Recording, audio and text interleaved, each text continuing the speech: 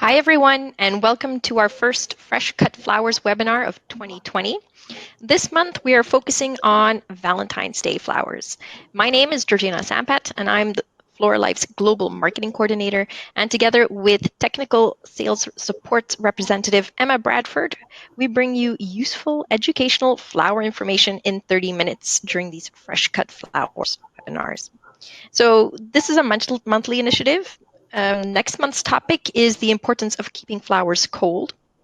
Before I give the floor to Emma Bradford, I wanted to mention a few things. So first of all, we will be recording this webinar and we will add it to our YouTube channel so that you can revisit and rewatch when you want to.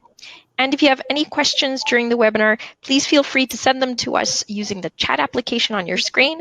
And at the very end, Emma will take some time to answer all your questions. Now sit back and enjoy. Here you go, Emma. Thank you, Georgina. So, yes, hello and welcome to our first webinar of 2020. As Georgina just mentioned, my name is Emma Bradford, and today I'm going to discuss Valentine's Day flowers. So I'll be focusing primarily on roses, but also going over some other flowers, fillers and greens, and of course, finish up as usual with some fun facts. So, going over our little roadmap of where I'll be taking you today. Firstly, I'll explain the planning that goes into producing roses in time for Valentine's Day. And then I'll go straight into the care and handling of roses, of companion flowers, of fillers and greens.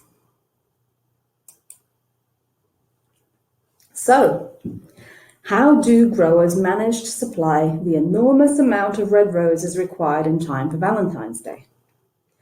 And by enormous, how many do I actually mean?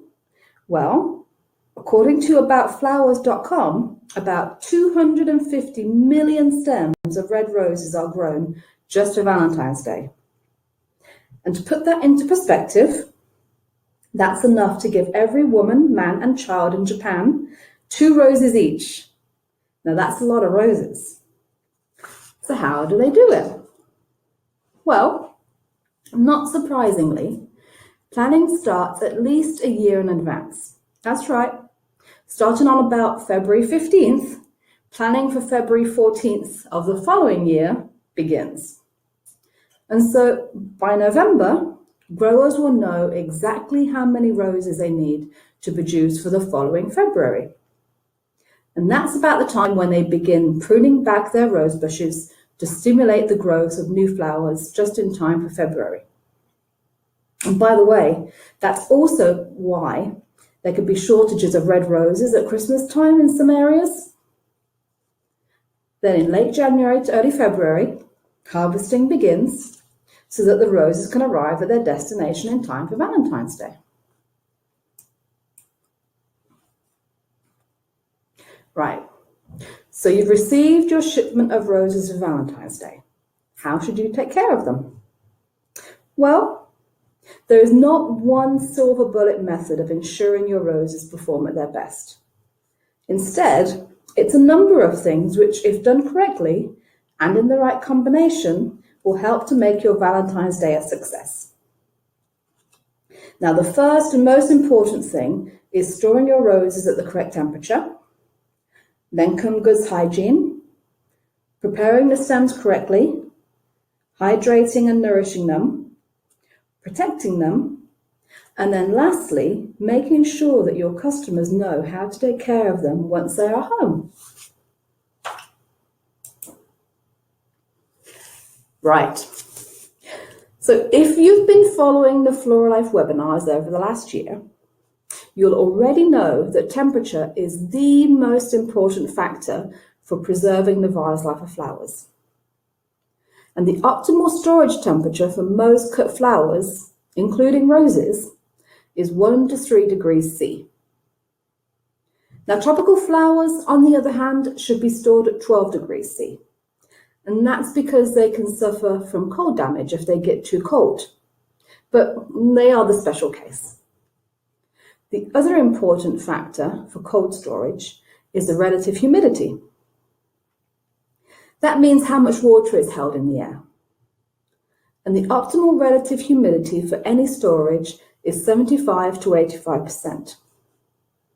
And that's because if the relative humidity falls below 75%, you run the risk of dehydrating your flowers.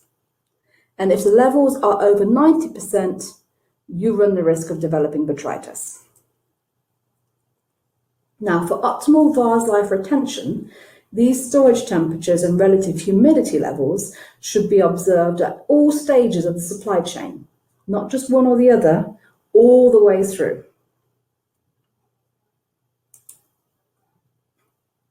So, you're storing your flowers at the correct temperature. The next step is ensuring that your workplace and tools are clean. And to do that, I recommend using a floral cleaner, such as the Floralife DCD cleaner, to clean your work tables, your tools, and your buckets.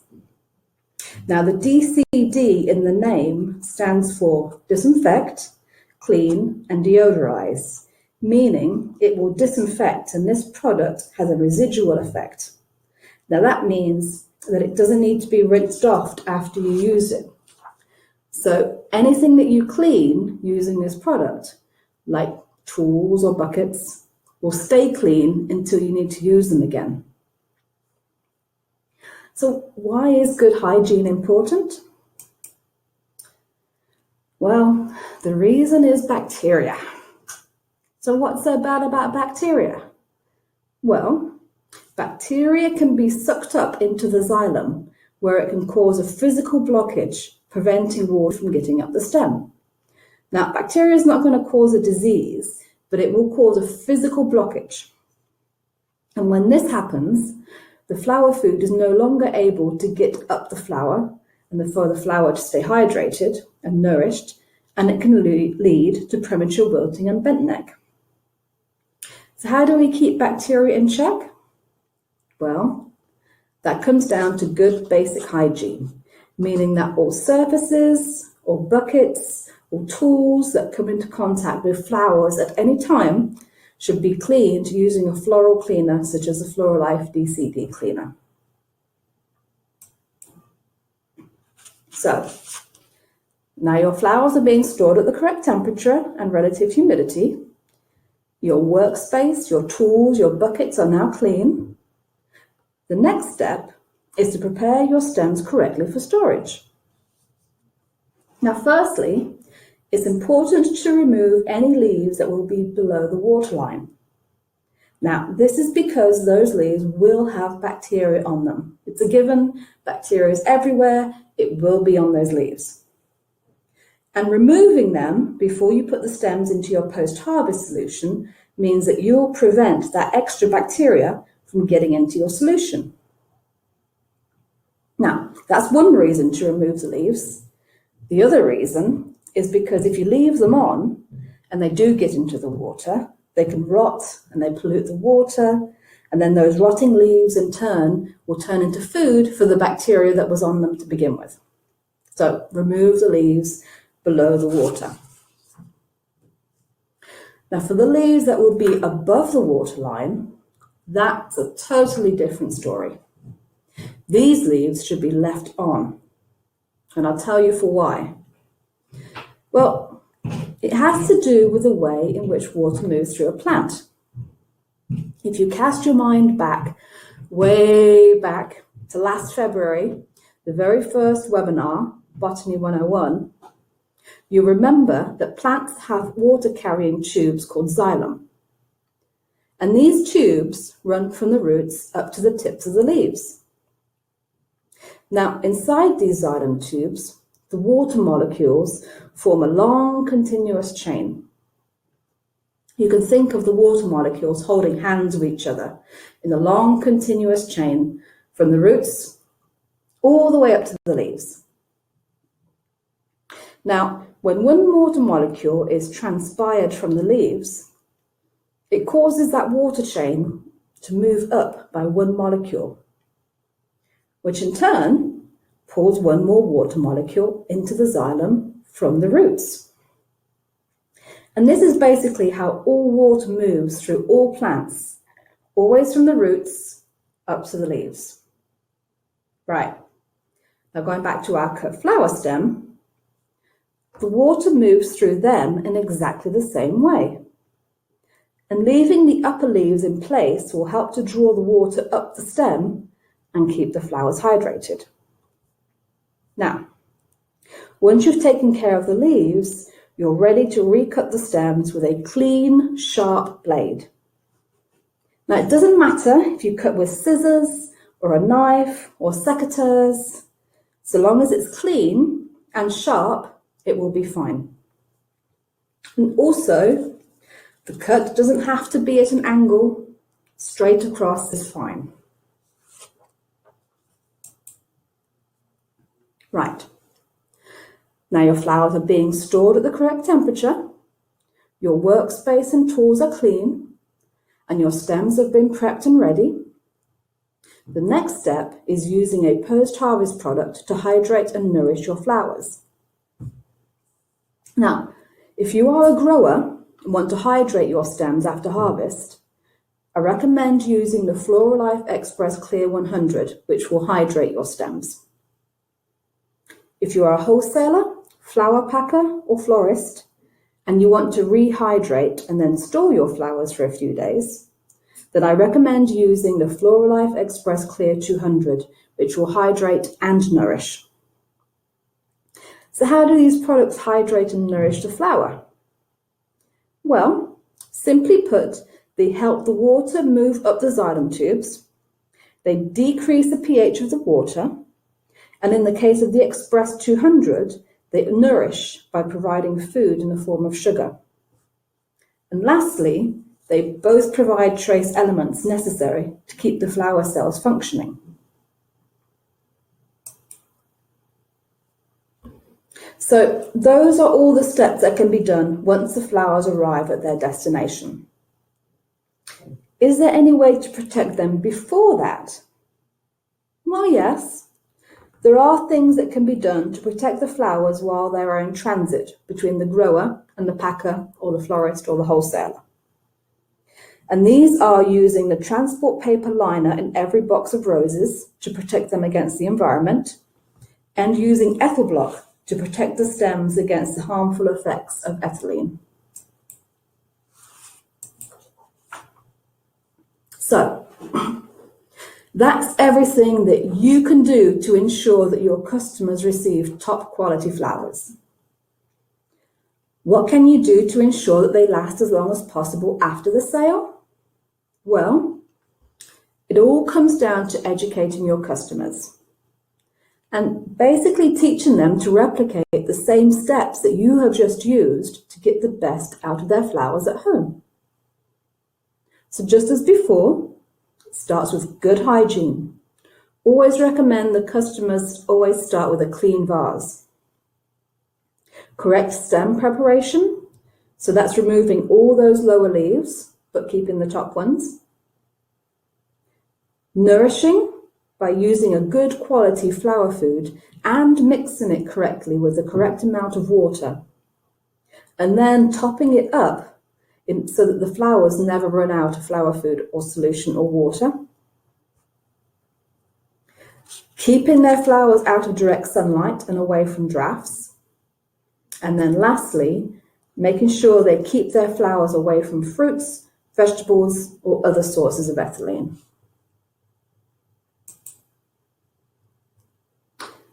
So that's all about how to care for roses. What about other flowers we might see at Valentine's Day? Well, the care and handling of other flowers is pretty much exactly the same, except for a few special requirements or considerations. I've got a few examples here for you. So take spray roses, for instance. The care and handling of these is exactly the same as for standard roses, except the cut stage is slightly different because of the way they grow. Now, these beauties should be harvested slightly more open than standard roses in order to get the best vase life. And spray roses are best harvested when they reach a minimum opening level of about 3. For lilies and Alstroemeria, which, as we know, can suffer from leaf yellowing, these should be pre-treated with a bulb-specific product like Floralife Bulb 100 to prevent the leaf yellowing and to enhance performance. For carnations and spray carnations, which can be ethylene sensitive, which leads to poor opening and a shortened vase life, I recommend using stems which have been treated with ethyl block or ethyl guard. And then lastly, for tulips, because tulip stems can continue, well, they do continue to grow after harvest. If this trait is not desired, I recommend pre-treating stems with Floralife Tulip 100 to prevent stem stretching and to enhance performance. Now, moving on to your typical filler flowers. Really, they should be treated in exactly the same way as your roses. So, stored at 1 to 3 degrees in clean buckets with a correctly mixed storage solution. However, there is one trait which many of them share, and that's ethylene sensitivity. So for the best stems, ensure they are treated with ethyl guard or ethyl block to prevent damage due to ethylene.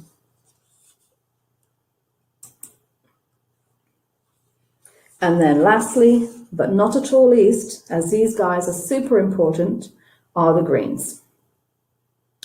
And I would say the most important thing, again, about keeping these beauties in good condition is cold storage. So keep them at 1 to 3 degrees. Many of them you can store dry in boxes, such as the Leverleaf. But if you are storing wet in buckets, then ensure the bucket is clean and use a post-harvest storage solution, such as Floralife Express Clear 200.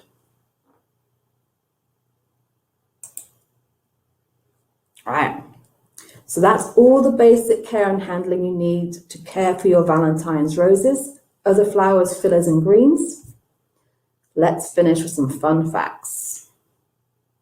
So, did you know that different rose colours have different meanings? Purple, for instance, means dignity, pride and success. White means innocence, honour and reverence. Orange means confidence, energy, and enthusiasm. Pink means joy, sweetness, and innocence. And lastly, red means love, passion, and romance. Of course, that's why it's such a popular colour for Valentine's Day. Then, on top of the different meanings associated with colour, did you know that the number of stems you give also hold a hidden meaning? For instance, a single rose shows devotion, 2 says marry me, 6 roses asks for you to love and cherish, 11 means you are truly and deeply loved, and lastly, 13 roses indicates a secret admirer. So if you can't say it for yourself, let your gift of roses say it for you. And with that, I thank you for joining me today. Hopefully you found that useful or interesting. And now I'll pass the floor over to Georgina and take any questions you might have. Georgina, over to you. Thank you, Emma. Let's see. Yeah, we did get a few questions. One came in through email, and it is, where are most Valentine's Day roses grown? And can you tell the difference between roses based on where they are from? Very good question. So most of the rose production happens along the equator. So in South America, so Colombia and Ecuador, and also in East Africa, so Kenya and Ethiopia. And is there a difference between the way they look? There is. So South American roses tend to have very large heads, but you can also get the same effect from some places in Kenya, for instance. So in Kenya, there are a couple of different growing regions. Mostly they vary in altitude. So high altitude roses, for instance, grown in Kenya, also can look very similar to South American roses in that they're very large-headed, because the roses grow at a much slower speed at high altitude, so they can gain a bigger head size, whereas the ones that are grown more at sea level have a smaller head size. So yes, you can tell. And there are also differences, different varieties grown in different regions as well. Interesting. Another question, if I am using rose food, but have more than just roses in my bouquet, will the rose food hurt the other flowers? Or should I use a generic food instead of one of the specific to roses? Good question. Okay, so first of all, the rose food will not harm the other flowers. That is fine. The reason you'll have rose food in a bouquet, a mixed bouquet that has roses in it, is because the roses tend to be the weakest flower within that bunch. And we always want to feed the weakest flower. And because the rose is the weakest flower, then we use a rose food to feed that bunch of flowers. So the rose food will not in any way harm the rest of the flowers, but it is specific to helping that rose become its best, basically.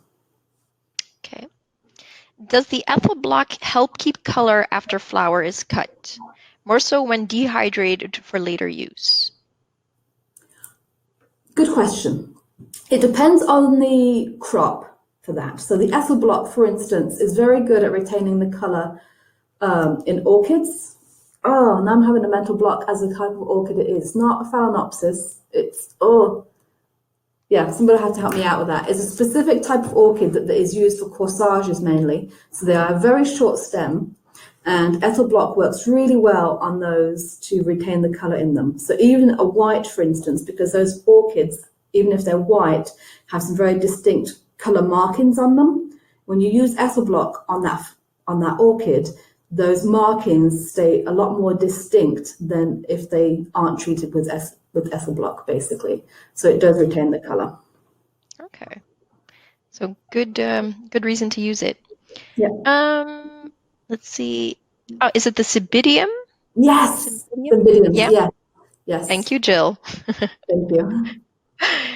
So there are no more questions. We do have someone praising your presentation. Very effective message and useful information, great graphics and pictures. So thank you for that, Emma. No more questions coming in? No. So that'll be the end of this webinar. Thank you, Emma, for your great presentation and for answering all our questions. And thank you to everyone who joined us, and we hope to see you next month. Next month, the topic is why do we keep flowers cool? And the webinar is on Thursday, February 27th. We hope to see you then. Thank you for your time. Bye. Bye.